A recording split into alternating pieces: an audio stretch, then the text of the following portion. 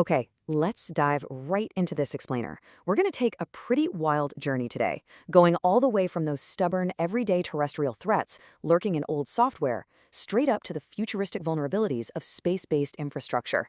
We're essentially looking at how cybersecurity is evolving at two absolute extreme ends of the spectrum, the very old and the cutting edge. So, what in the world do an ancient web browser and a literal satellite have in common? I know, it kind of sounds like the setup to a bad joke, right? But the connective tissue here is all about how we proactively isolate and neutralize cyber threats. It's about protecting systems when traditional updates or, a quick visit from the IT department simply aren't possible. It really is a perfect snapshot of today's massive cyber battlefield. Just picture a dusty, easily accessible PC on one side, and compare that to a totally offline, hyper-advanced orbital data center on the other. On one hand, we have abandoned software that attackers are still squeezing for profit, and on the other, multi-million-dollar assets floating in a vacuum where even a simple reboot is incredibly complicated. Here's our roadmap for the explainer. 1. Legacy threats never die. 2. Mechanics of an exploit kit. 3. 5 steps to analyze malware. 4. The next frontier, space. And 5. Zero trust defensive strategies. Section 1. Legacy threats never die. The ghost of Internet Explorer. We're talking about exploit kits. And the really scary thing here is that these kits don't even require you to click anything to infect your machine. They do their dirty work entirely in the background.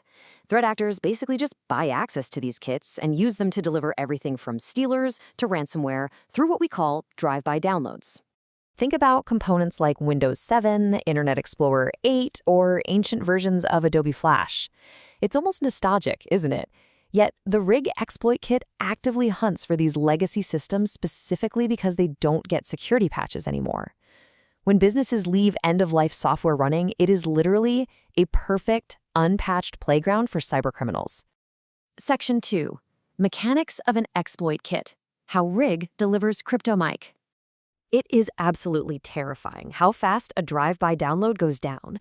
0 seconds, a victim visits a normal but compromised site. Just 1 second in, a hidden iframe. We're talking a tiny piece of code, just 169 to 175 bytes long, redirects them to a proxy server. By second 2, the legacy vulnerability is found and exploited. And boom, second 3, the malware payload executes. All in the blink of an eye. If Rig succeeds, it drops the CryptoMic ransomware. And man, the mechanics on this thing are ruthless. It operates entirely silently in the background, locking up 901 different file types across local, network, and even removable drives. It won't even add an extension to your files, just to delay you noticing. Then, it swaps out your wallpaper and actually forces you to download Tor just to figure out how to pay them. And that ransom, it's usually 1.2 to 2.4 Bitcoin. Translating that to a real-world hit, you're looking at roughly $800 to $1,600 just to get your own files back. But here is the harsh reality. Security experts rigorously advise against paying this. There is absolutely no guarantee that the cybercriminals will actually hand over the decryption key. You could lose your data and your money.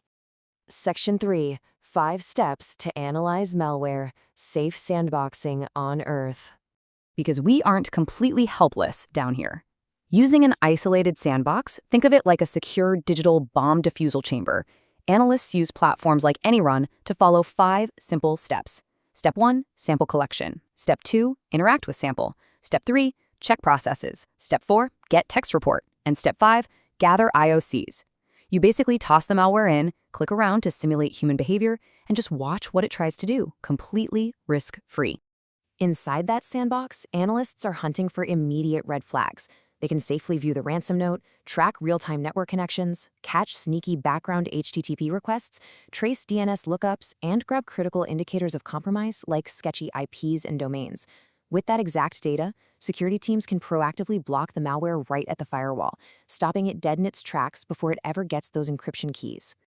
Section 4. The next frontier. Space.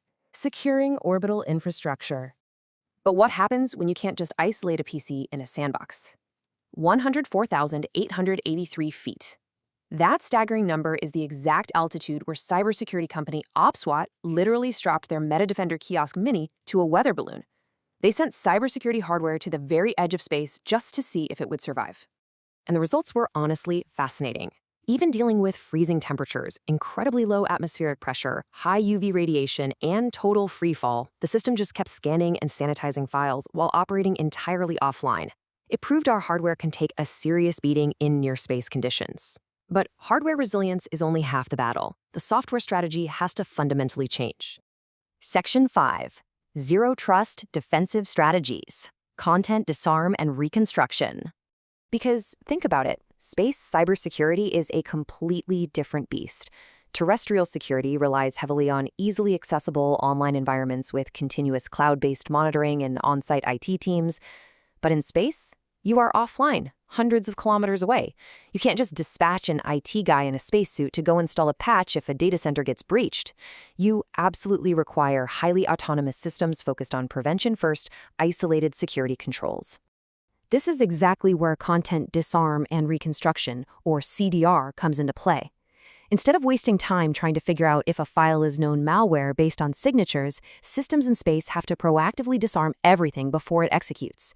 CDR just assumes everything is malicious right out of the gate.